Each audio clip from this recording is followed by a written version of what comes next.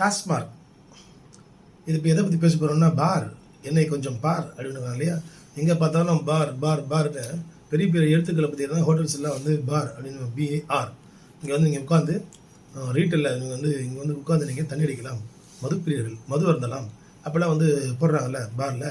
இப்போ அதெல்லாம் வந்து which act it is governed, அதாவது இதெல்லாம் எந்த சட்டத்தின் கீழ் வந்து சொல்லப்படுகிறது, அதை வந்து எந்த சட்டங்கள் வந்து கட்டுப்படுத்துகிறது அப்படின்னு சொல்லும்போது ப்ரொஹிபிஷன் ஆக்ட் 1937 இதில் தான் வந்து உங்களுக்கு பார் நடத்துவதற்கான லைசன்ஸு கொடுக்குறாங்க.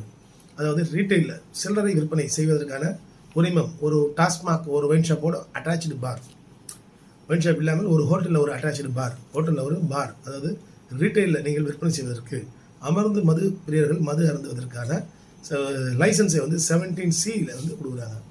அந்த லைசன்ஸ் யார் பேருக்கு இருக்கும்னா டாஸ்மாக் பேரில் தான் இருக்கும்.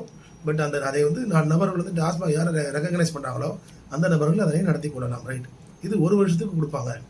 இந்த 1 வருஷத்துக்கு யார் கொடுப்பாங்கன்னா கமிஷனர் ஆஃப் எக்ஸைஸ், அவர் தான் வந்து அந்த டாஸ்மாக் பார் நடத்துவதற்கான ஒரு அனுமதியை வந்து உங்களுக்கு அளிப்பார் 1 வருடத்திற்கு. அதில் சில நிபந்தனைகள்லாம் இருக்கும்.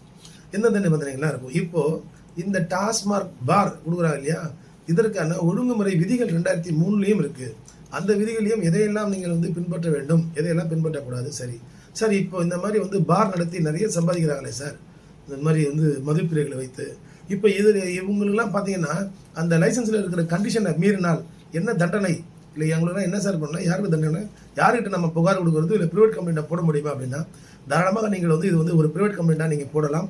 அதே போல் பார்த்தீங்கன்னா கம்ப்ளைண்ட்டானா நீங்கள் கமிஷனர் லோக்கல் போலீஸில் நீங்கள் தாராளமாக கம்ப்ளைண்ட் கொடுக்கலாம்.